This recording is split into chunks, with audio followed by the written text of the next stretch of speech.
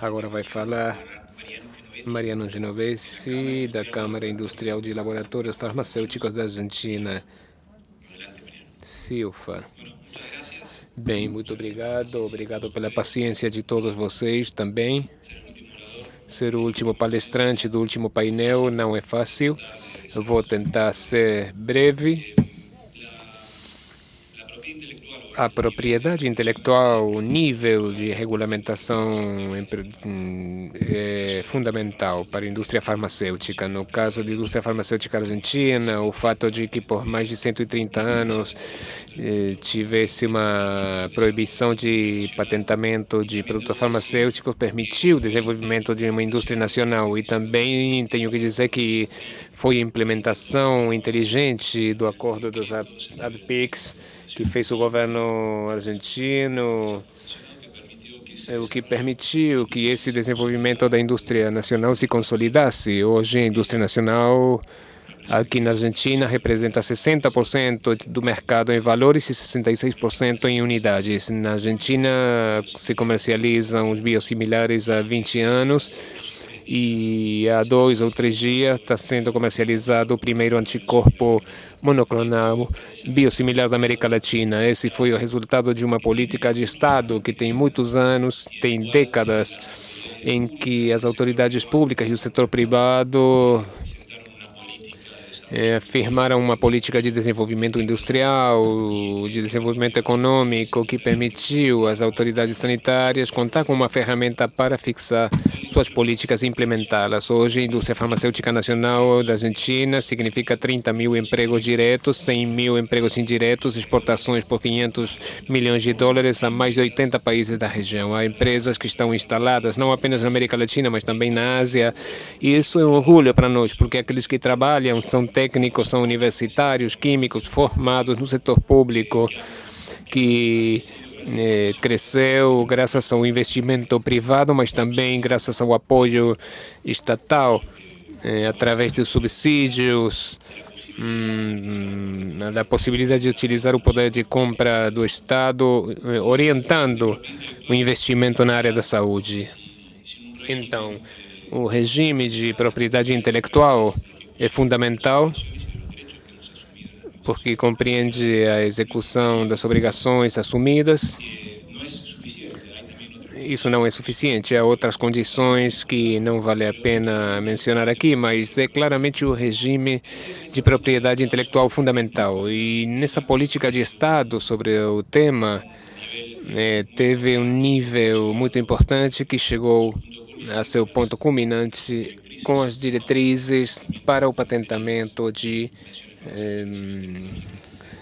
matérias farmacêuticas numa resolução conjunta que explicou, como explicou Tomás e Carola, que teve um impacto muito importante para o setor farmacêutico. O fato de a decisão de lançar um produto significa investigar o estado de situação de patentes. O caso de Ritonavir nos diz que há uma quantidade de patentes, 9 mil no mundo, solicitações de patentes. Isso requer um grande esforço técnico de dinheiro para análise que desencoraja muitas pessoas de sair no mercado, para o mercado. Então, o fato de ter diretrizes claras que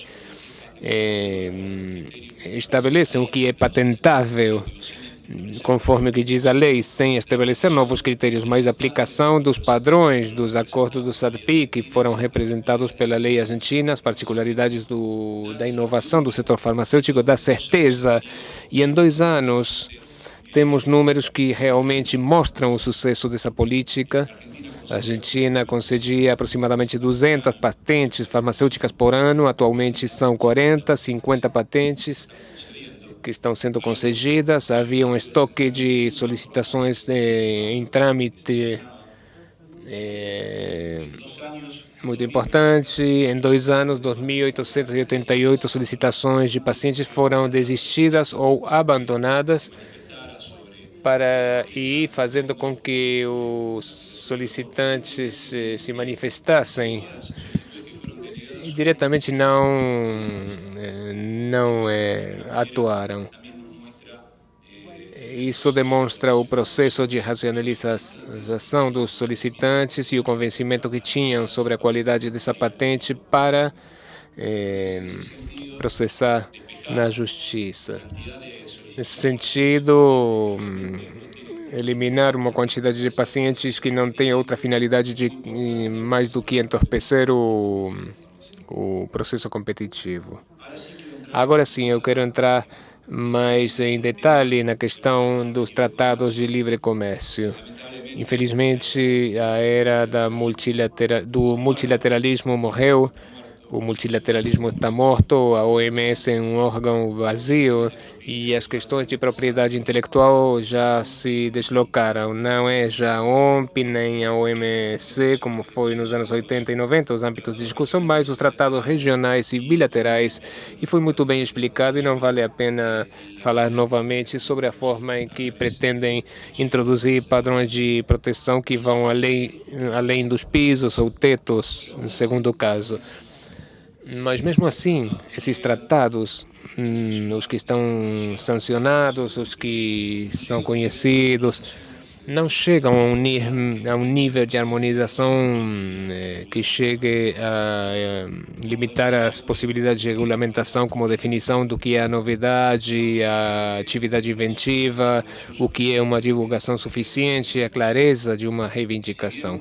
Apesar de que houve tentativa de fazê-lo nos finais dos anos 90, com o Tratado de Direitos Substantivos, que se pretendia negociar no âmbito da OMP, isso não aconteceu. Provavelmente daqui a 20 anos sejam discutidos esses temas, mas enquanto isso há um espaço de manobra muito importante para regular internamente estas questões. E concordo com o que falou a Carola, que para poder avançar no tempo, que não seja...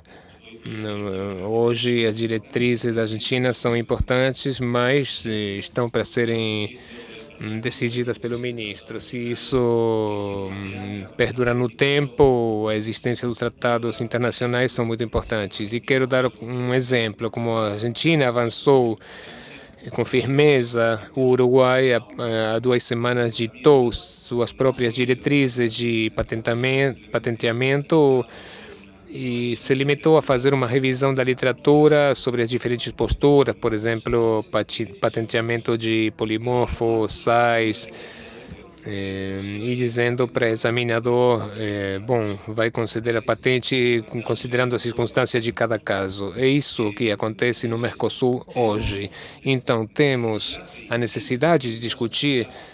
E esses tratados internacionais são muito importantes. Quando na Colômbia a Superintendência de Indústria e Comércio editou suas próprias diretrizes, coincidentemente com a assinatura ou previamente a assinatura do TLC com os Estados Unidos, houve algumas normas dentro das diretrizes que claramente iam contra as decisões 486. E essa era a definição do conceito de aplicabilidade versus utilidade, que deu lugar a uma denúncia de incumprimento e a constatação por parte da Secretaria-Geral de que alguns pontos das diretrizes não cumpriam com o padrão da decisão 486. Então, isso dá certeza, porque frente a obrigações internacionais, o Estado também quer outras obrigações internacionais e é no balanço dessas obrigações internacionais e outras que surgem de tratados internacionais de direitos humanos, alguns que estão constitucionalizados, que permitem gerar às autoridades, aos funcionários da área de saúde, políticas de longo prazo. Então, eu acho que é necessário avançar sobre questões substantivas em matéria de patenteamento farmacêutico, discutir no nível regional se as diretrizes da Argentina podem ser estendidas a outros países, se o procedimento de anuência prévia do Brasil, que implementou o Paraguai, também é outra ferramenta útil para preservar o domínio público e evitar o entorpecimento da competência dos mercados, a concorrência dos mercados farmacêuticos. Outro ponto é a mudança de paradigma, em que, muito além de que se abandonou o multilateralismo, o bilateralismo parece mostrar que chegou a níveis em que o trade-off entre acesso ao mercado e processo de propriedade intelectual chegou a um limite. Em países como o Chile e o Peru, que têm importantes acessos, não tem nada para ganhar por dar maiores concessões em propriedade intelectual, mas a assistência técnica tem um papel fundamental na implementação de critérios de patenteabilidade contrários ao que alguns países da região estão comentando. Isso realmente é algo que passa despercebido aos olhos do legislador, das autoridades sanitárias. Como é formado um examinador? Quando vem um examinador do escritório europeu de patentes, talvez esses critérios não são os mais convenientes para o país. Então, a assistência técnica regional, a cooperação são instrumentos fundamentais e queremos prestar maior atenção ao que estamos fazendo, de onde vem a cooperação técnica, o que se faz com ela e como se formam os quadros técnicos na área de propriedade industrial. Hoje de tarde falavam que tinha uma concorrência desleal dos examinadores, o setor privado os capta, e eu me lembro há 7, 8 anos, quando da noite para o dia o INPE ficou sem examinadores na área química farmacêutica e tiveram, junto com a Universidade de Buenos Aires, sair a improvisar examinadores, capacitá-los rapidamente para cobrir esse espaço. Então, assistência técnica através de diferentes mecanismos internacionais tem um papel fundamental na implementação de critérios, nem tanto pró-saúde pública, mas pró-monopólio, pró-patentes. Outra questão que eu quero destacar é quanto ao PROSUL, que em si mesmo é neutro. Os escritórios de patentes da América Latina se reúnem para colaborar entre elas, para intercambiar experiências, para desenvolver software, para desenvolver guias, critérios. Isso é neutro, não é nem bom nem ruim. Mas a questão é como se utiliza o PROSUL, se utiliza como instrumento para aprofundar as políticas em matéria de acesso à saúde ou como um mecanismo para importar critérios de patenteabilidade que vão contra os interesses da região, dos países, das políticas estabelecidas.